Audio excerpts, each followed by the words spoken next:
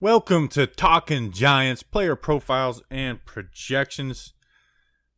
I'm your host, Bobby Skinner, here with my co-host, Justin Pennick. We have two players today, one offense, one defense, represented by John Boy Media. Justin, today we're starting with Levine Toilolo, tallest guy on the team, 6'8", 268 pounds, 29 years old.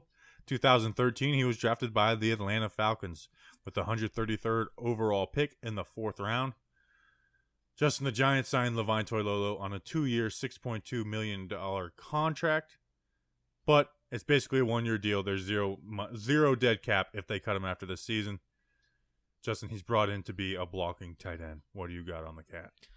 Wow, this is one of those signings where I think this could be a sneaky good signing, but also by the end of 2020, I wouldn't be shocked if we're just saying, oh, okay, this is just another guy on the team, and this was just another signing for a stopgap tight end that we just needed depth for. And we'll talk about the intricacies of that. But Levine Toilolo went to Stanford, another Stanford guy. Stanford gang. That's second tight end from Stanford. Boom. Caden Smith joins the Caden Smith Club. And Levine Toilolo's wife actually has more Instagram followers than Levine Toilolo himself. She is a digital creator, and I'm reading her bio because I think her bio is pretty interesting. Steady moving on a maybe, wild for Jesus, wife to Levine Toilolo, NY Giants, founder and creator of Good Sport Apparel. So free ad. How many followers does she have? 41,000 followers. What's her at? I'm going to follow her from my personal Insta. Steph __ Toilolo.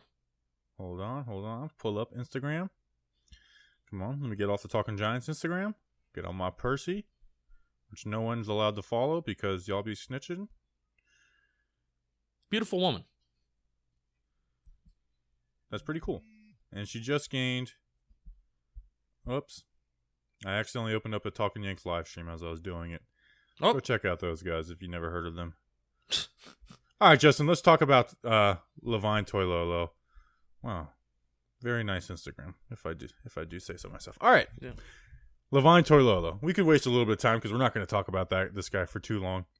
Justin, in 2019 with the San Francisco 49ers, he had 2 catches for 10 yards.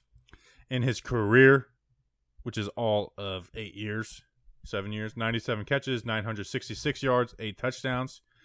In 2018 with the Lions, he had his best receiving year with 21 catches, 263 yards, 1 touchdown.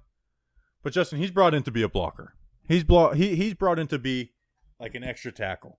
He is an awesome blocker, and with his frame, he's better as a pass blocker than he is a run blocker. He really is. Like there's times where like I was watching him, and he would just do better than like I would see tackles. It was just mirroring like guys like Carlos Dunlap and stuff. He's an awesome pass blocker. Wasn't there actually some snaps while he was in San Francisco last year? Or maybe not even in San Francisco. This could be in previous years. Please don't where steal he actually was lining... Oh, I'm going to steal it, aren't I? He played a whole 4th quarter for the Atlanta Falcons in 2014 at right tackle against the Minnesota Vikings, going against Jared Allen and stuff. I think Jared Allen was still there for that. But yeah, he played a whole 4th quarter at right tackle. And he did a pretty good job. Didn't give up any sacks. He had one play where like Ryan had to step up big time, but didn't give up any sacks and like held his own at right tackle. Justin, I think this guy's going to be a great fit. I think they're going to put him out there in 2 tight end sets with Caden Smith. And hell, they might even do 3 tight end sets and have Engram split out in the slot or something like that. And we're going to run I hope we are going to run some San Francisco down blocks, trap blocks, pulling blocks, all different types of stuff. I think we're going to try and do some diverse run game stuff. And I don't think they sign him to $3+ million to just be the 3rd tight end. Because otherwise we would have just brought back Scott Simonson for $800,000. Yeah, I did say during the takes we would never say publicly episode, but now I guess I'm saying it publicly here. Episode 169, fun episode, Danny King and I. What I did say that episode was it will be criminal if Levine Toilolo is not utilized in some way. Now, if you look at this actually did surprise me, Bobby, because I thought that his snap count and his snap share in San Francisco in 2019 was kind of similar to the rest of his career. So in 2019, he saw 18% of the offensive snaps. And then from 2018 49%, 2017, 41%, 2016 in Atlanta, 55%. Even in 2014, his second year, he saw 87%. So he was a starter in year 2. Obviously things have kind of come down from there, but he's been floating around 40 to 50% of teams' offensive snaps, depending on where he's been.